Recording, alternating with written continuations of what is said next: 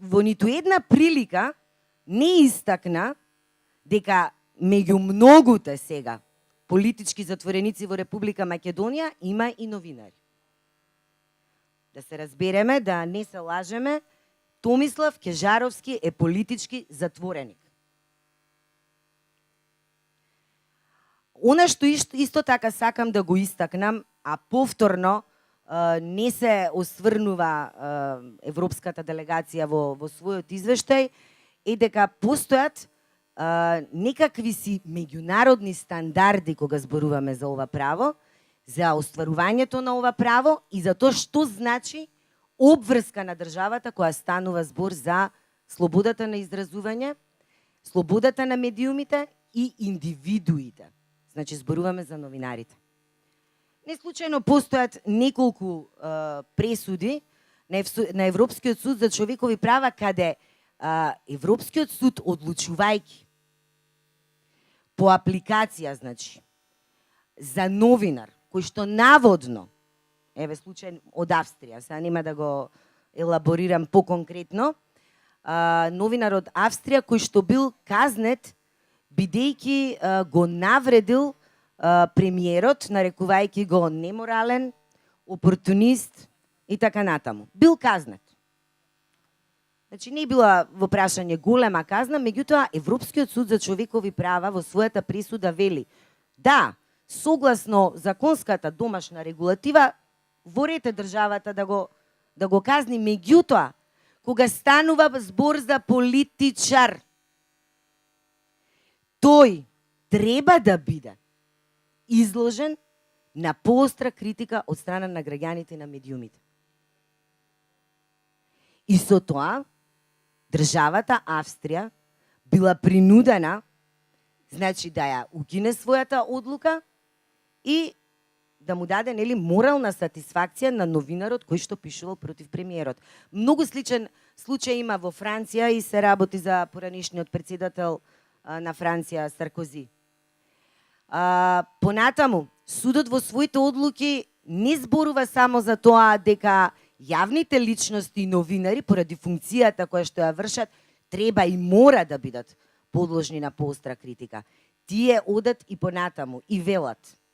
Државите се тие кои што преку своите институции треба да ги заштитат новинарите, кои што многу често се жртви на насилство.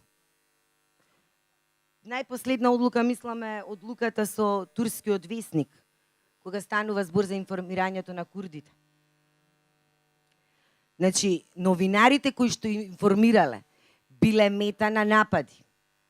И понатаму, судот во својата пресуда вели, државата требала да спроведе ефективна истрага и да ги заштити новинарите од таквите напади, за да се зачува слободата на информирање.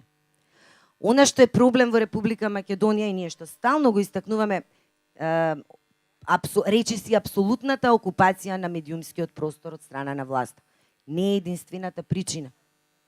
Ако вие имате ефективен систем и суд кој што ќе одлучува во согласност со юриспруденцијата на Европскиот суд за човекови права, ние немаше да дојдеме до оваа ситуација да новинари бидат казнети затоа што не сакале да го кажат изворот на своите информации.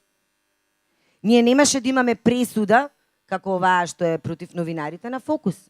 Значи, не станува збор само за тоа дека државата ги има окупирано медиумите, ги држи под својат шака, ги контролира и ги користи заради исполнување на своите политички цели, да не зборувам за тоа дека се и главниот канал за ширење на омраза, кој што понатаму и резултира во дела од омраза.